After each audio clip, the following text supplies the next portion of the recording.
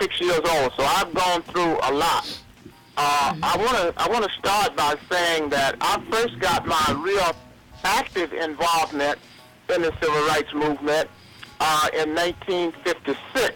If we go back in time, we know that the bus boycott started in Montgomery, Alabama, in 1955. Right. And I arrived at Alabama State in Montgomery, Alabama, in 1956, which means that I got there in the middle of the bus boycott. Wow. Okay. Wow. And that was a very exciting time in my life.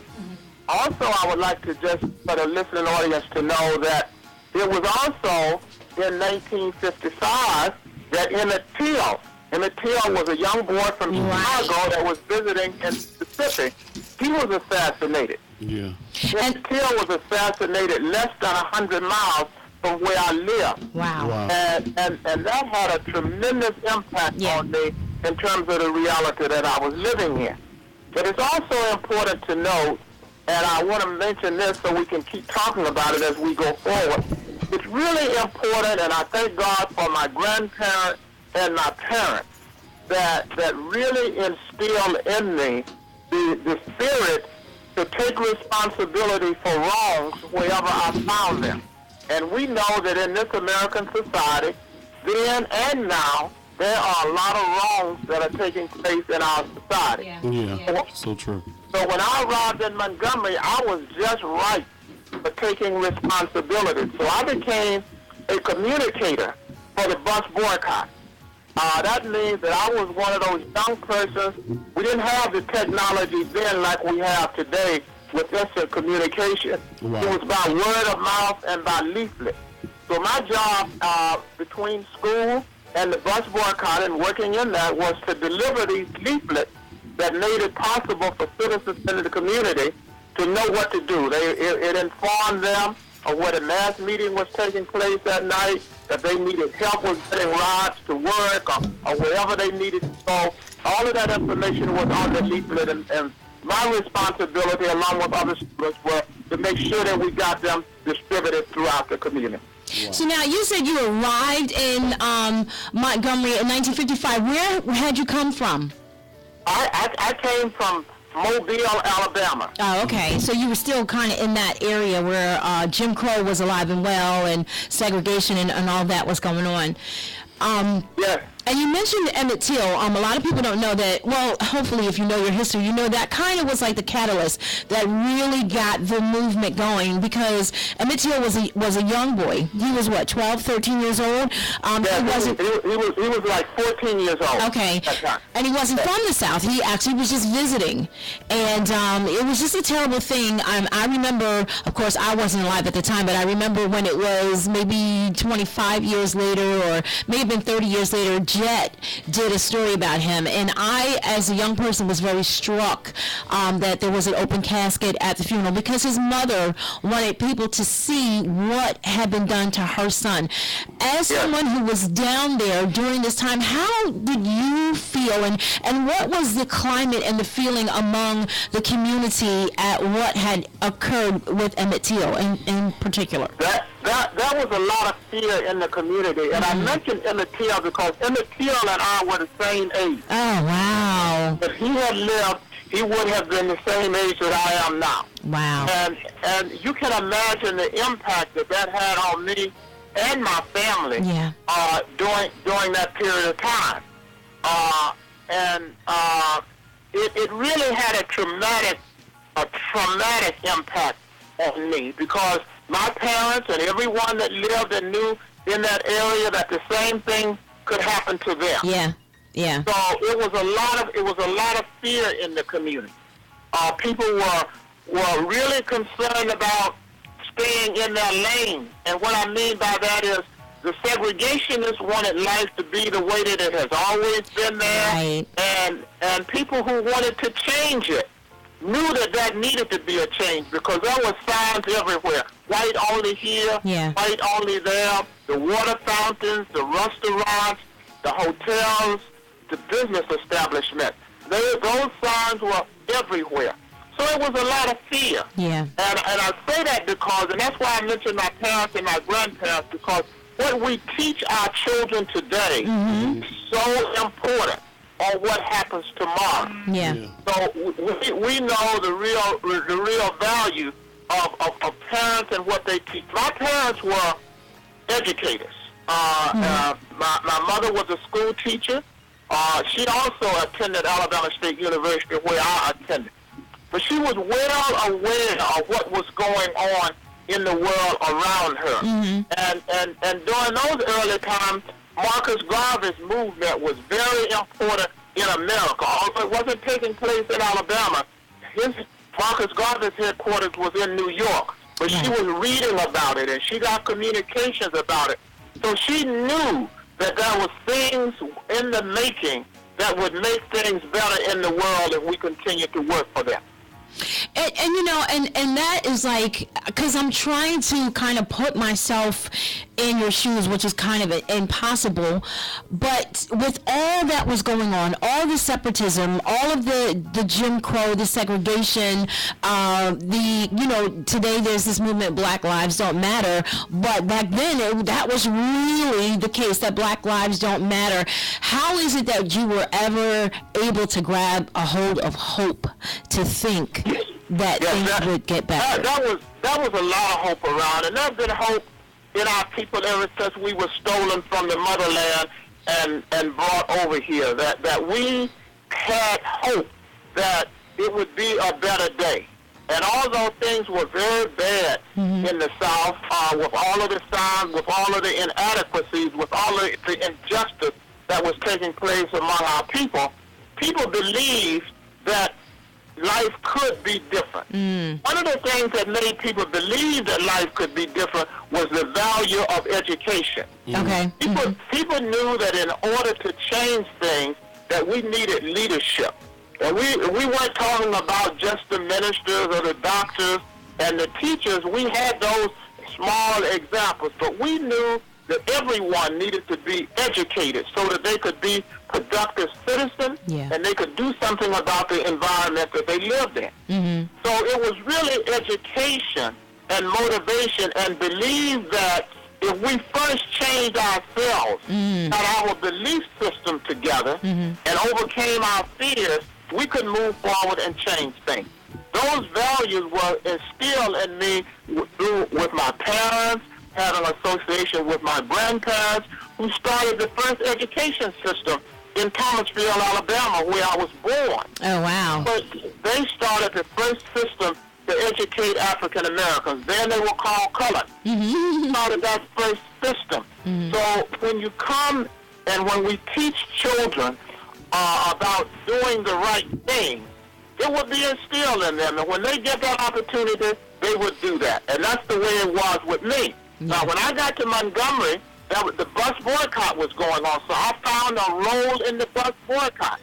Then after the bus boycott, in 1960, the sit-in movement started. Young people, young black people all over America began to say that we had to do something about these injustices. And those students started that movement in Greensboro, North Carolina. Okay, hold that thought, because I want to talk about that when we come back. We're going to take a commercial break, and then we're going to come right back to you, because I want you to bring us from the bus boycotts, because as a teenager, 15-year-old, to then the 1960s and the sit-ins, and how you transitioned into being a part of that movement. I also want to give out the number. If anyone wants to call in, if you have comments or questions, give us a call. The number here is 856-227-1360, 856-227-1360. We're going to take a quick commercial break, and we will be right back with more Top Topic Tuesday with James McFadden right after this.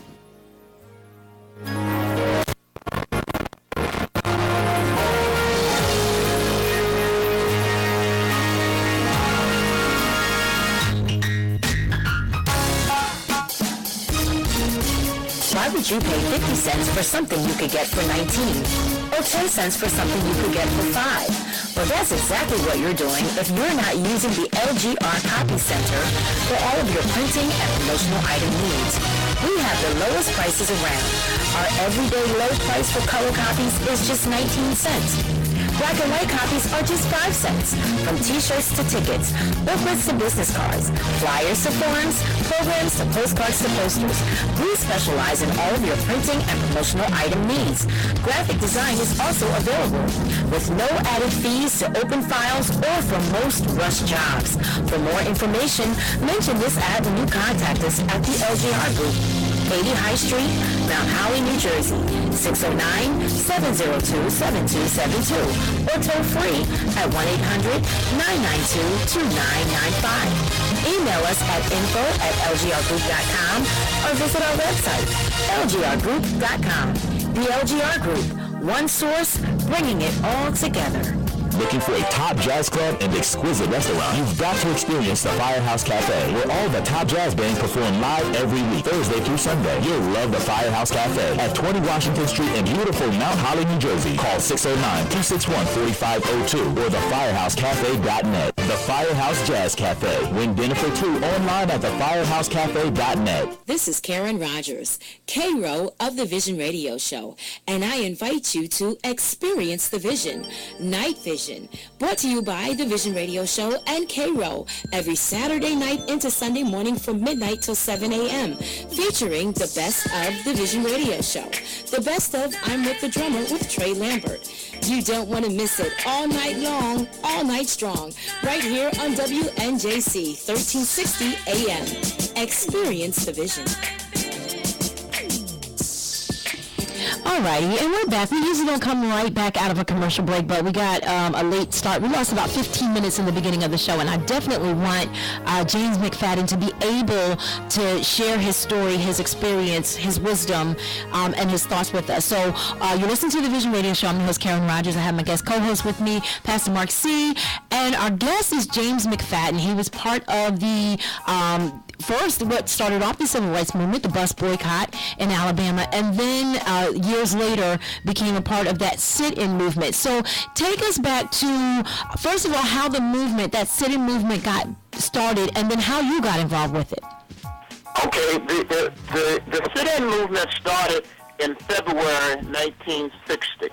February the 2nd, 1960, 4 students from North Carolina A&T University, A&T College then, sat in at a public restaurant in a department store, trying to integrate that restaurant because it was a policy that blacks were not served at that restaurant. They were the first set of students that took it upon themselves, and it made news around the world. Then a week and a half or 2 weeks later, students at Tennessee State in Nashville, Tennessee, were the second set of students to follow in their footsteps to do the same thing and sit in at a restaurant in a public place or at a department store. And then on February 25th, myself, along with a number of other students from Alabama State College, Alabama State University now, in Montgomery, Alabama, sat in on February the 25th at the county courthouse. Now, we picked the county courthouse because we knew that everybody was responsible. It wasn't private, it was public. So we sat in there. It was 30-some students that sat in. And out of those 30 students, the governor of Alabama ordered the president of the university to expel 9 students that had been identified as leaders. Oh, wow. And I was one of those 9 students that was expelled from Alabama State in 1960. With that in mind, that movement continued. It went from North Carolina, Tennessee, Alabama, Mississippi, Georgia. There were sit-ins, college students sat in all over the place. As a result of that, we formed an organization in April of 1960 known as SNCC. People always know SNCC. SNCC was formed at Shaw University in Raleigh, North Carolina in 1960. And that was the beginning of an organization for the student movement. So as a result of that, I was also one of the founding members of SNCC. And that was the background of the kind of events that I was involved in, from the bus boycott. It was preparation, which means today we have to prepare people, and we have preparation that is taking place all around us. Trayvon Martin started that kind of preparation. We saw what was taking place. It went to Ferguson. We again was able to see. We see what happened in New York. We see what happened in Wisconsin. It's just all over the place that things are happening. So things were happening then, and things are happening now. The question that we have to make sure that we have solid goals and that we have a vision for where we want to go and what needs to be done, which makes it important. We have to decide what it is that needs to be done and make sure we make the right analysis. Absolutely. And then the other thing, too, that as you were talking and I was thinking about is that not only do we have to have goals and make a plan, but we have to be willing to pay the price. Because getting back to, going back to the University or Alabama State, you were talking about in our first segment how important education was to you, to your family, to the people, to the time. That must have been like a dagger in the heart to be expelled now from school. How did that affect you as a college student? Valuing education, valuing, knowing that was the stepping stone to get to where not only you wanted to be, but, as a people, we needed to be. How did that affect you being expelled from school now? Okay, let me give you the background on how we were expelled from school.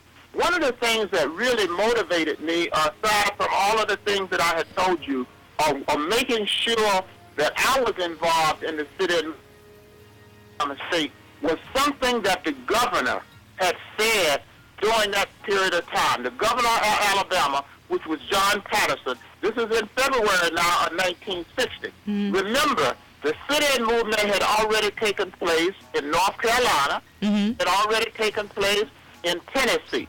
So the governor of Alabama publicly said, we didn't have a lot of television conferences like now, but said on the radio and the headlines in the newspaper were that the citizens of Alabama did not have to worry about students taking over and doing things like they were in North Carolina and Tennessee. Oh, wow. He said the colored students, then we were called colored, students in Alabama, and specifically Alabama State, did not have the courage, oh, wow.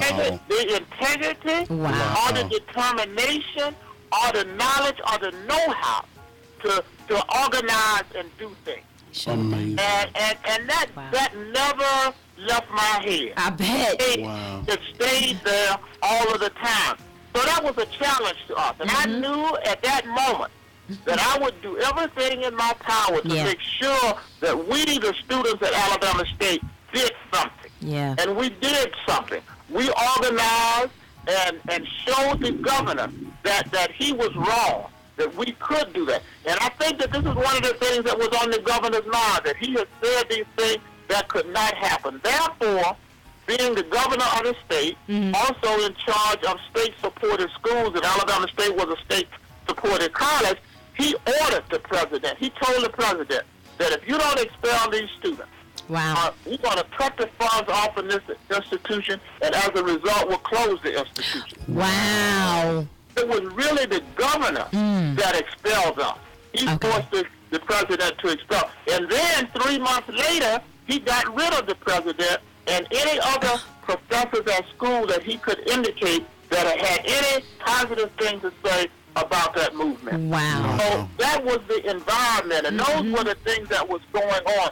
But we considered it, we meaning the students that were expelled and the other students that continued to demonstrate, we considered that an honor. That was a badge of honor. Yeah, okay. We were foot soldiers, and we were committed to the balance and to carry it forward. And those of us who are still alive today are doing as much as we can to make sure, because we know the struggle continues. And I think that's what we need to renew in our community, is that resolve, that conviction, that I'm willing to go the whole 9 yards, to pay whatever price, and to wear these things as a badge of honor. Because I think sometimes when it gets... I also think, Sister Karen, it's really important for us to just take a look and where we are now. Our families have broken down. Yeah. We can see the kind of things that are happening constantly in our society. Now remember, things are always twofold. There are external things and there are internal things that's going on with us. Now part of the internal things that's going on with us, because things are so difficult, still difficult, because a lot of our people are unemployed. They can't get what they need in order to move forward or what they feel good about correctly. So what happens is we have generations of people who are angry and they don't know what to do with their anger. Yeah. We just had a senseless killing here showing in the broad daylight. People walk in public places and pull guns and say, we're going to rob you. I mean, just disdain for the dignity of other human beings. But they are raised with this disdain. Yeah. They didn't just come on them. Yeah. So we have to do the internal work as well as the external work. Like my parents and my grandparents, they instill respect, value education, do everything you can with all of these odds against you to get education. We have to instill in our young people today. First of all, you have to respect yourself. Yeah. Respect law and order. Brother McFadden, hold that thought, because definitely, I want to deal with that on the other side of the break, because definitely it is something, there's a disconnect now in our communities where it's not starting, because again, the movement starts at home. It starts with your parents teaching you respect yourself, respect people, and somehow we've lost that. So I want to talk about that when we come back. I'm going to bring it to today, because there's a lot going on, and I talked about this before. It's not just a little pocket here and just in one area, but it's nationally, and it's across. It's happening in the Caucasian community. It's happening in the African American community, and I'm going to just talk about that from someone who has been through that span of time, because a lot of people just kind of came on the scene in this generation, so this is all we know. But for someone who actually saw change happen, and then to see what's happening today, I want to get your perspective on that when we come back, and we'll be right back after this.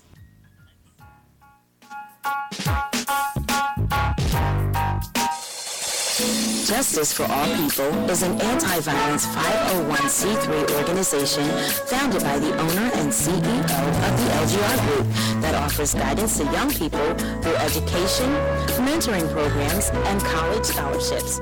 For more information on Justice for All People, or to make a secure tax-deductible donation of any amount, visit www.justiceforallpeople.org. Got music? Record at LGR Professional High-Quality Pro Tools HD Studio with room for large bands and choirs. LGR Studios provides expert recording and video production at recession-proof prices. Visit lgrrecords.com or 609-702-7272. This is Karen Rogers, K-Road of the Vision Radio Show, and I invite you to experience the Vision with me every weekday from 2 to 3 p.m. right here on Philadelphia's Renaissance Station, WNJC 1360 AM. Experience the Vision. Alrighty, and we're back.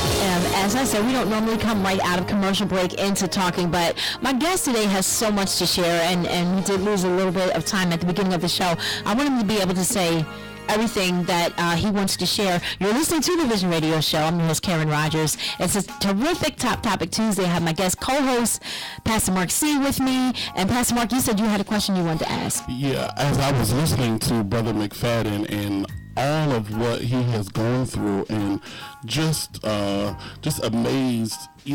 People have such a, it seems like there's a mindset of entitlement, and just realizing how much what he has gone through, how much it has cost, and the reality that this generation has no idea. And I kind of really feel like this is why we're experiencing what we're experiencing now, because we've kind of had gotten lazy and taken what we have known as freedom for granted. I would want to know, what would you say as someone who has journeyed through this place years, seen the transition, been a part of the fight, was on the front lines, and now to see some of the same things that were happening back in your day and time happening in this season again. What would you say to this what can you tell this generation to kind of get us in the mindset to know what it is that we're supposed to do and how to reconnect us with the fight? Pastor, thank you so much for asking that question. That's a very, very important question that we need to really address today. I think that it's really important to take the time to think about what has taken place. And I think that I would say the thing that we have sort of gone to sleep on or not put the kind of emphasis on that we should is, number one, the struggle continues. Yeah, absolutely. This is not just an event that you participate in or that you work in or you change this law or change that circumstance. This thing is ongoing, and it's been going on continuous. Ever since we've been in this country, it's been ongoing, and we've had to overcome one hurdle after the other. I believe that what happened probably started 7 years ago when President Barack Obama ran for president of the United States. Things were at a point then when many of us did not believe that it was going to happen that soon. Right. And I think when it happened, we at that point thought that, well, we can change things by just voting and by just getting African Americans in key positions. We've always kind of believed that if we just got African Americans in key positions, that would make a difference.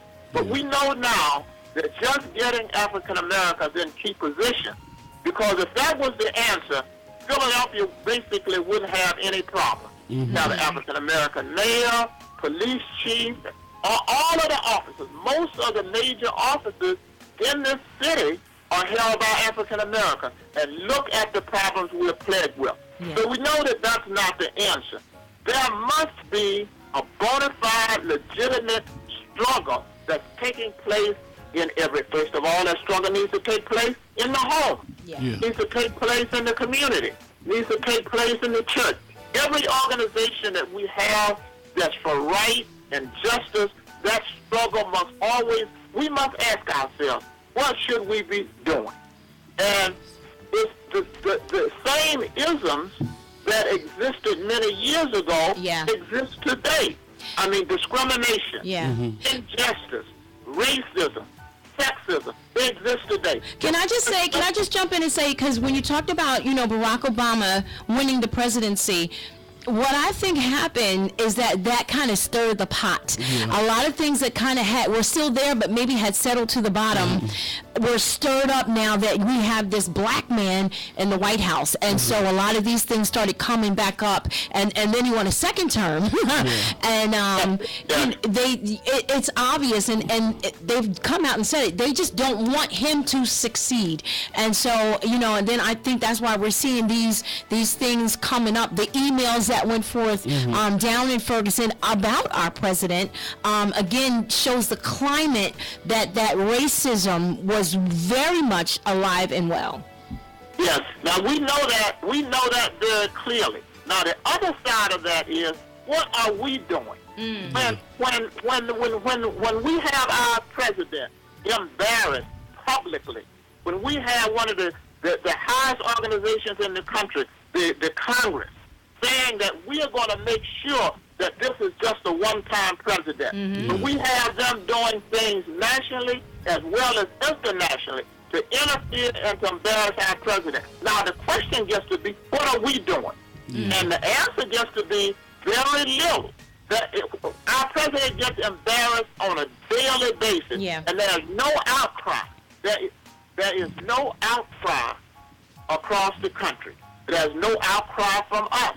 There are very few organizations. And when I say an outcry, I don't mean that we raise it as an issue today and let it go. But we must be relentless in the struggle to make sure that injustice does not go unnoticed. And I'm saying we have to make sure that our people know the value of these isms that I was talking about. Dr. King was assassinated because he challenged these isms, racism, militarism, capitalism.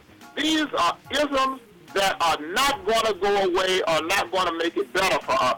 And we don't have that kind of momentum. When the opposition to our president got strong, we in a lot of ways got weaker. So we have to look at it in that sense and begin to say, no, that is true. We don't have these strong forces. Before the president got elected and during the civil rights movement, the height of it, Bloody Sunday, the sit-in movement, the bus boycott, it was in the news continuous. People were marching and people were protesting all over the place every day. Now if we protest a day, that's it. We think that it's going to go away. But the struggle continues, and we must be diligent and committed to making sure that we make a difference. And all we have to do is just really look around us, get rid of our fears, number one. Must get rid of this fear of leaving it to somebody else, first of all. We leave our spirituality almost to somebody else. And when these major changes happen, and we don't work to change it at that point, it's like voting registration. One of the things that came out this past weekend, one of the reasons why Selma is so important is those rights that was won in 1965 are being gutted by forces today. I mean, to make that, to take those rights away. And that's taking place at every level. And this is the other thing, that right to vote that was won is not a permanent right, that it has to be renewed ever so often. And I think people don't realize that at any given time, if you get the right or wrong people in Congress or whatever, it can easily be taken away because it wasn't a permanent amendment that was made. Yeah, it makes me think about the people that are in Detroit, that are of a certain socioeconomic status, and most of them are African Americans, that Congress has, especially in their local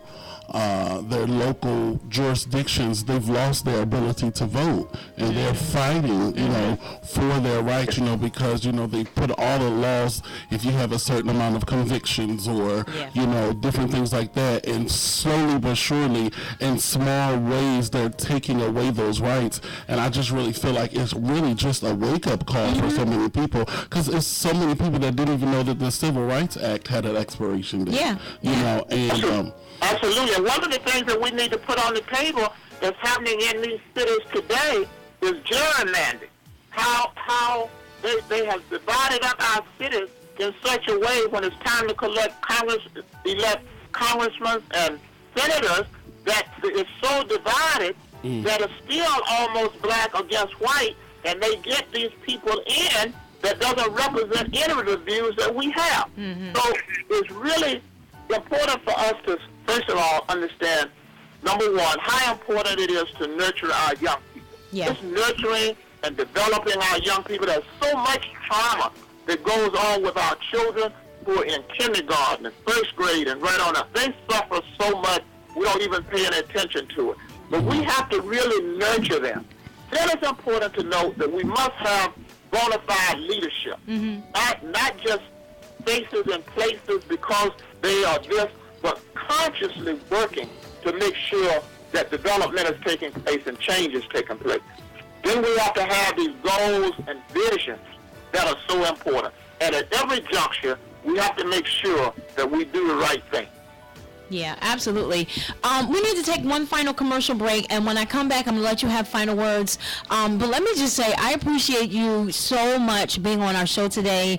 Very timely, too. I actually was trying to get him during the Black History Month, but the timing, I think, was perfect. Yes. Sama 50th celebration on Sunday. And the other thing that I want to talk about that we probably won't get a chance to talk about is what's going on at Oklahoma University. Yes. I wanted to kind of touch on that, but we're kind of out of time. So when we come back, I'll let you have final words, and we'll go from there. So we'll take a commercial break. We'll be right back.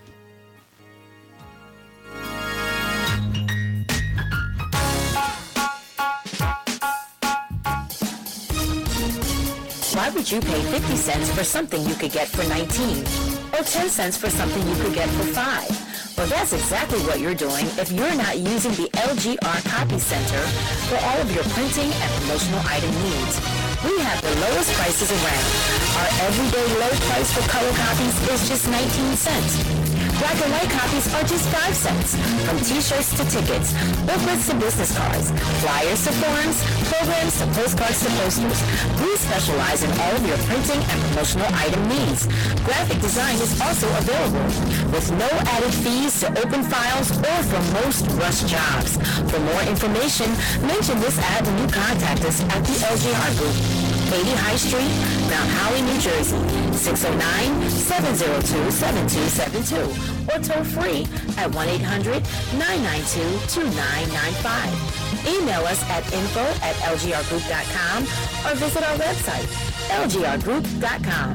The LGR Group, one source, bringing it all together. Looking for a top jazz club and exquisite restaurant? You've got to experience the Firehouse Cafe, where all the top jazz bands perform live every week, Thursday through Sunday. You'll love the Firehouse Cafe at 20 Washington Street in beautiful Mount Holly, New Jersey. Call 609-261-4502 or thefirehousecafe.net. The Firehouse Jazz Cafe. Win dinner for two online at thefirehousecafe.net. This is Karen Rogers, K-Row of the Vision Radio Show, and I invite you to experience the vision, Night Vision, brought to you by the Vision Radio Show and K-Row, every Saturday night into Sunday morning from midnight till 7 a.m., featuring the best of the Vision Radio Show. The best of I'm With the Drummer with Trey Lambert. You don't want to miss it all night long, all night strong, right here on WNJC 1360 AM. Experience the vision.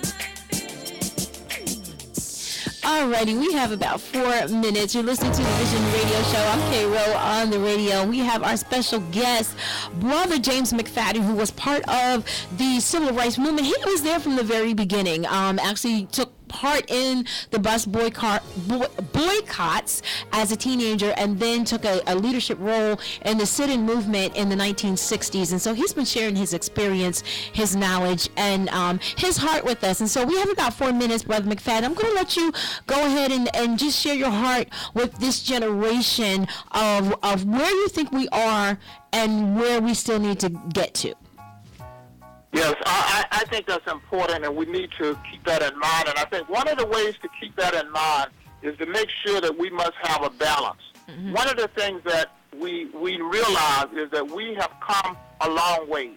A lot of the signs are down. We have made progress. Mm-hmm. When blacks could not hold office, now we hold offices all over the place, as well as the presidency of the United States. Right. We must realize that whatever takes place, we must take place with a balance. As the president said over the weekend, when we talk to young people and when we talk to people about the struggle, we must not talk about it as just 50 years ago, right, or 55 years ago or 60 years ago. We must say what happened then, but we also must say how far we've come, and we've come a long way. There's no question about that. But we have to ask ourselves, what must be done? We must have, number one, a balance. Mm-hmm. And we must have people taking responsibilities. I like to say what we have to challenge each other with today is that we must change ourselves in order to change the world. We must change our values. We do not value those Christian principles that we know are so important. We have to instill those. We don't instill people taking responsibility for the wrong that's around them and the wrong that we have done. So we have to create that balance, and I know we're running out of time, but it's important for us to know that leadership is key. Mm-hmm. None of these things are going to take place happenstance. They're going to take place because a group of people get together. And I say a group because we must see ourselves with others. We must see the value of numbers. We must see the value of working with somebody else. So we create the kind of leadership that addresses immediate problems and brings solutions to them. We must establish long and short-range goals. Proverbs 29:18 says, where there's no vision, the people perish. Yes. We must create a vision among our people, for ourselves, a vision for our homes, a vision for our community, a vision for our society. We must remember the hardships that our foreparents and we must remember whose shoulders we stand on. And as I think about today, we're out of time, unfortunately, Brother McFadden. Thank you so much. We have another show that's coming on, so we got to get up and get out of here. But thank you so much for sharing your wisdom with us. I definitely will have you on again because we just kind of scratched the surface. And we'll be back tomorrow with I'm With the Drummer right here, same time, 2 o'clock p.m. Stay tuned for Conservative Commandos. Until next time, thank you so much, Brother McFadden. Thank you, Pastor Mark C. Yes. Thank you so much. And remember, the struggle continues. Amen. Until next time, experience the vision.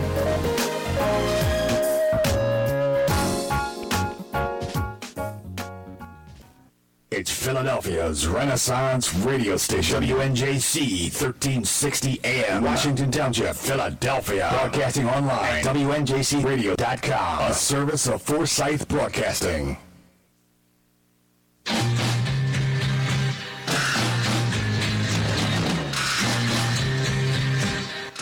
Hi, this is Rick Trader, host of the Conservative Commandos radio show.